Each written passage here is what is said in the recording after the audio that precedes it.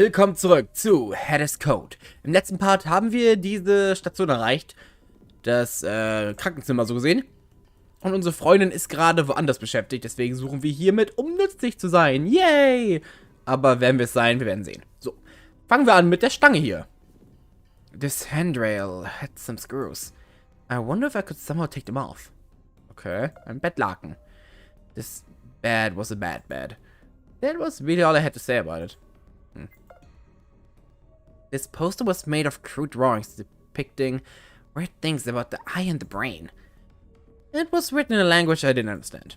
Or maybe it was just too complicated for me. Whoever drew this had no artistic talents whatsoever. Das ist aber gemein. The fan was turned off, making this room a little hotter than it should have been. I could have thought up something cheesy like it's hotter because Jasmine was here, but I didn't. Wait, damn.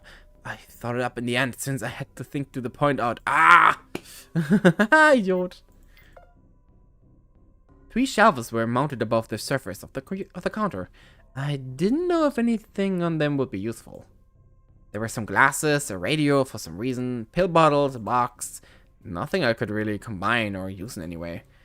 This escape room sucked. Even if we weren't timed, I still felt as though I wasted some time with this side. Also, it made me wonder about the purpose to all of this. If this was called the dating game, why would they put us in the room that encouraged us to split up? Wouldn't the idea be that we cooperate by doing something together? I shook my head. Back to the search. It was just a sink, with cleaning supplies underneath it. Nothing worth noting. This cupboard was locked. No, wait. Only one of the doors was locked. The other opened after I messed with it a little bit. Inside was just a coin, nothing big. The coin itself was a little bigger than the $2 coins. On it was a large engraved 8. Was it worth $8? No way. Coins were worth up to 2, not 8. Still, it seemed useful for something or another, so I pocketed it. Ah, ja, man kann damit die Schrauben rausdrehen. Aha! The 8 coin I found earlier unscrewed the screws, preventing me from getting screwed out of whatever it hit. Inside one of the ends was a small USB stick. It was probably safe to call Jasmine over, since I found something important. I could also take a look around the room some more, if I really wanted. Okay. Even if I could take off the grating, and the blades, which I couldn't, I wouldn't fit in there. Neither would Jasmine, most likely as a result of all the cakes she loved to eat as much. Ooh. Someday I need to tell her to lay off eating more, since she's just made her butt bigger. I figured some people might think it's a good thing, but her health's on the line here. I wonder why this was called a cupboard. Was it because people first put cups inside of them? But it's not a board, it's a box. Wouldn't it be better to call them cup boxes? The surface on the counter was so shiny. This had been cleaned with the utmost precision. Too bad there was nothing else of interest there. It was still just a thing. Okay, Jasmine. Hey Jay, how farth shine thirst? What? How farth thine thirst? I heard some rustling from a nearby area. Soon enough, Jasmine wandered back into the section, clutching in her hand a key.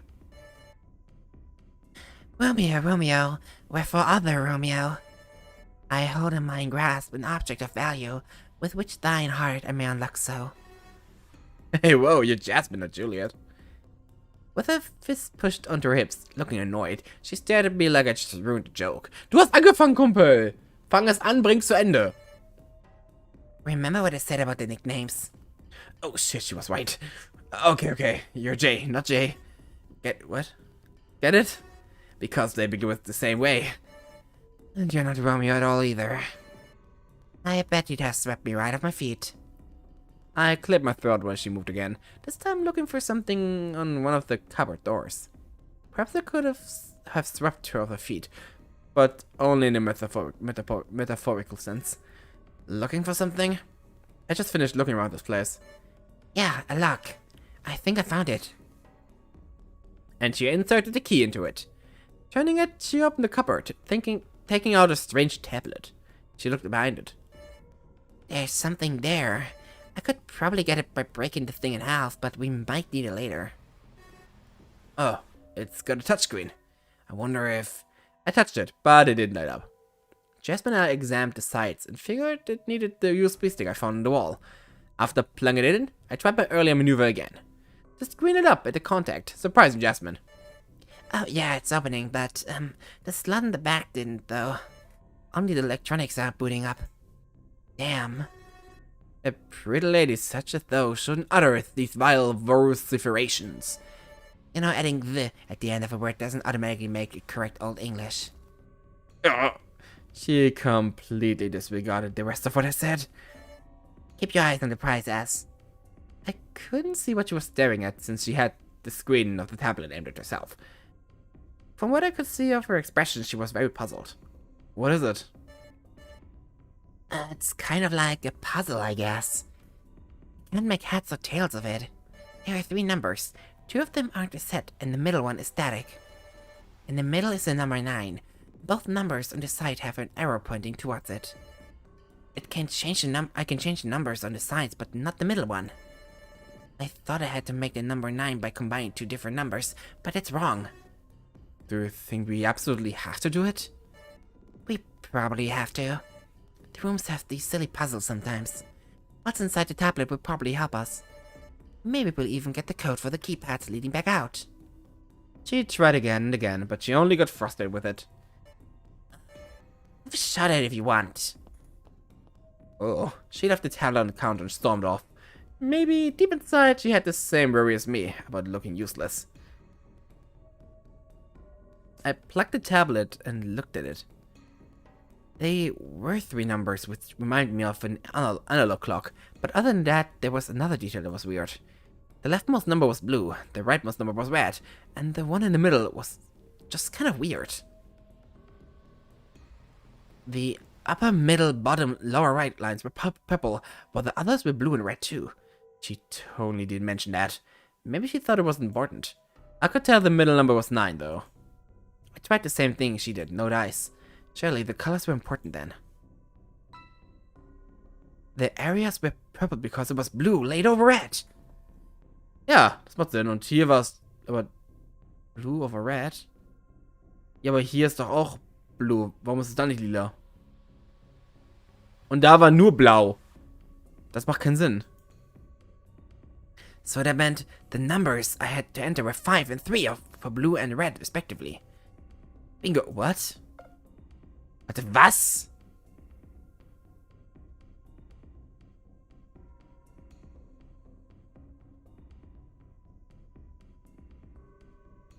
Five? Und 3? Damit wir auf 8 kommen, oder was? Hey Jay, come back. Look, it's working. It's opening. She came back just as I opened the back slot. Inside was a piece of paper with a bunch of incomprehensible scribbles. Oh, that's exactly what I needed. Something stumped me over there, too. Give me that. Without waiting for any sort of objections, she snatched it from me. I set the tablet aside now that I had it. Apparently, done what it was meant to do. I'll be right back. I think we're almost out of here. I patiently waited. After I took a seat and several moments passed, Jasmine came back, wearing a bright and brimming smile. Yep, the whole thing is open now. Whole thing? I unlocked all the doors. I also found something else.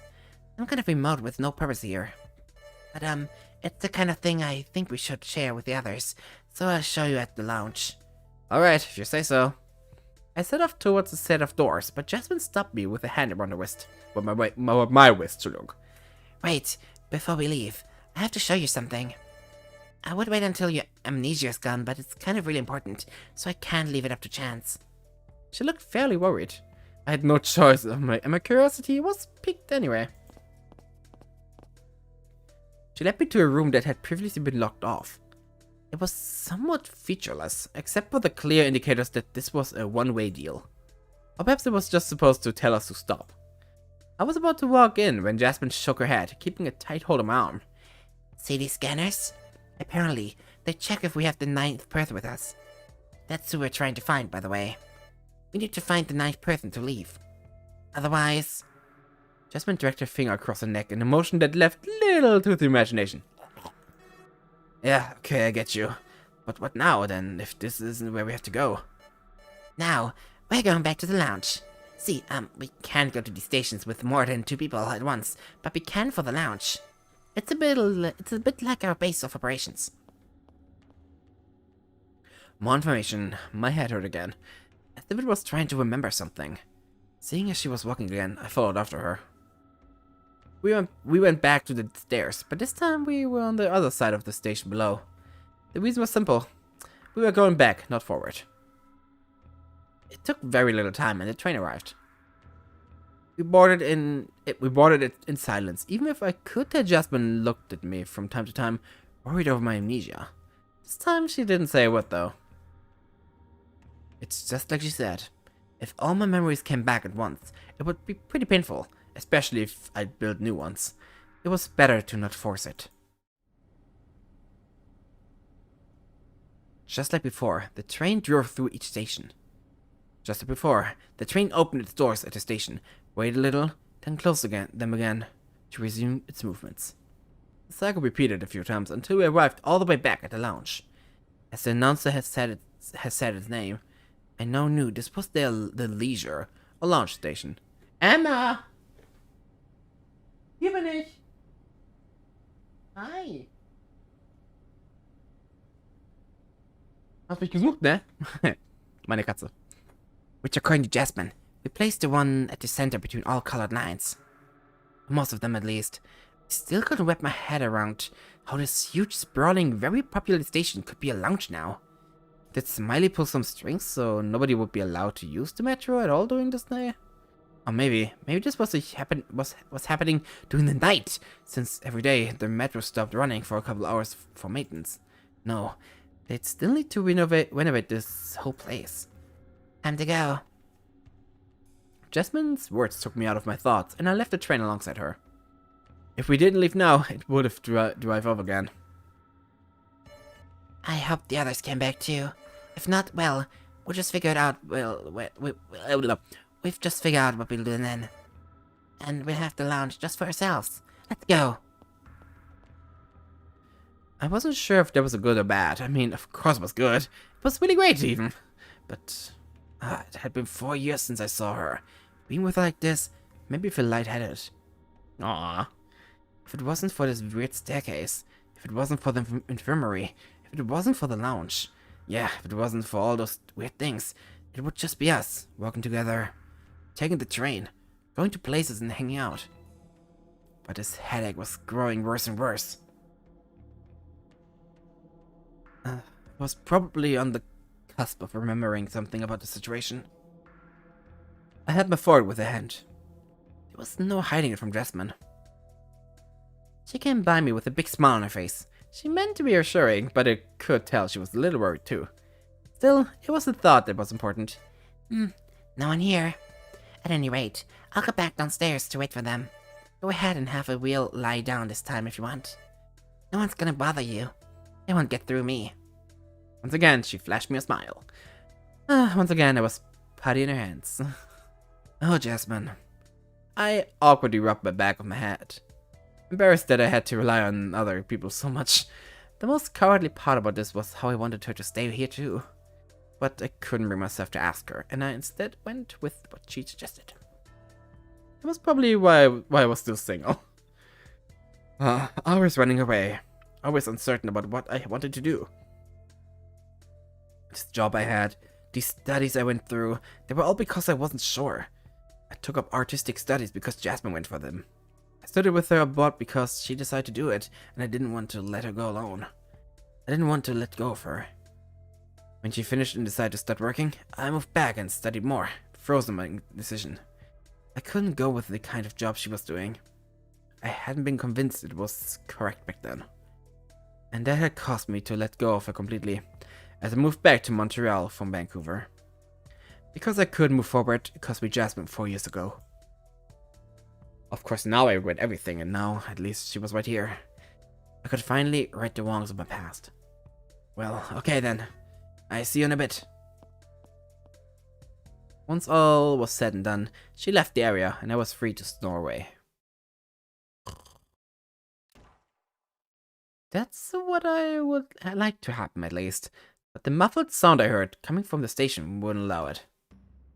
I fell off the couch I'd been sitting on and scrambled to my feet in panic. What was that noise? A gunshot! It was literally like, kind of reminded me of gunshot. I had a sudden thought for Jasmine. She was downstairs, right? Quickly, I went there, running down the stairs faster than I've ever done. Jasmine! I almost tripped on the way. No! I looked out the open doorway and a train was driving away. I only just caught a glimpse of someone inside it, but I couldn't tell who it was. All I saw was a flash of cyan. Whoever that person was, they had fired a shot. Was it a warning shot? Or something worse? My mind was swimming with awful possible scenarios. I mentally cursed myself. No, I couldn't imagine the worst until I seen it. Until then, it wasn't the worst. Life has a way of robbing you of hope the moment you think you have it. Once the train drove off, I could see something odd. Something that didn't belong. Out from the darkness of the little passage I saw a pair of legs. With eyes. Those were with eyes. Jasmine? No answer. At this point, I cared little for the latter nicknames. Jas? Is that you? Someone was here. Still no answer. At first I thought it would suck if Jasmine had been the one who fired the gun. But that meant maybe she could have been in the train. Maybe she would have been fine. Then again, maybe she was... Part of me thought perhaps she just knocked herself out by dodging a shot. Or maybe she was playing dead until the gun wielder had been gone. I couldn't be sure until I took a closer look. It took all my will to gather up my courage for this. To look reality in her face. Jasmine? Answer me already. I shakily approached her, and then I knelt down in the dark area to stare down at her and see for myself how she was. She'd be okay, right? Just as quickly, I stumbled backwards until my body hit the large screen. I fell over in surprise, only to get back up, unable to believe it. That sight, that grim fucking sight, was unmistakable. Now, I was confronted with the worst case scenario I imagined. Jasmine, you're... She was dead. She was dead. Jasmine, the bright, vivacious girl I'd known since childhood, was dead. Both of my hands held my face in the shock of the moment. Couldn't scream. I tried, but nothing would come out. The realization was far harsher than I could have ever imagined. I didn't want to face the truth anymore. A lie was better. I wanted to run away, but I was frozen there. I just couldn't move, even if deep inside. I wanted to run away from this reality. What I was seeing was real, right? Jasmine was dead. Jasmine was dead, and I wouldn't see her again. Jasmine was dead, and I wouldn't hear her speak again. To top it off, a killer was on the loose. I kept repeating it in my head. Couldn't believe it. I finally moved, but it was all pointless. I balled my hands in fists, then relaxed them. I was trembling and I had no tears. No matter how much I tried to cry. I couldn't. I just couldn't shed a single one. I was in shock, unable to breathe. I was too horrified by the truth. Terrified by it, so terrified. A coward through and through. And that moment, I remembered she mentioned something about the remote, but there had been nothing like that on her when I checked her. Had I been taken by the person who shot her square in the head? Was that the reason behind the murder? Stupid remote? I had no clue what was going on. Couldn't even fathom what happened. Perhaps due to my amnesia, I'd forgotten something important. I'd forgotten who the culprit might have been. Important clues. I needed to remember them. Maybe things would be clearer when I got my memory back. Maybe Jasmine wouldn't be dead. And maybe this was just a nightmare. And maybe... It said, you don't know what you have till it's gone. That a chill went up my spine. Because that message had been aimed at me. No wonder the words had felt so ominous earlier. But if I remembered, Maybe I could figure it out and make them pay. Will that bring her back? No, but... Oh, wow. Das war hart. Oh, das war echt hart gerade. Uiui. Und jetzt anscheinend ein Erdbeben. Supi. Aber das machen wir im nächsten Part erst, denn der Part hat schon eine Menge gehabt. Oh, arme Jasmine. Sie war so nett. Sie war so hilfsbereit. Ich glaube, mochte sie.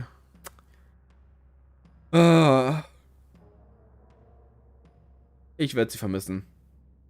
Ich hoffe, im nächsten Part seid ihr mit dabei, wenn wir vielleicht ein bisschen was rausfinden oder nicht. Wir werden sehen. Ich danke fürs Gucken und bis nächsten Mal bei Had is Code. Tschüss.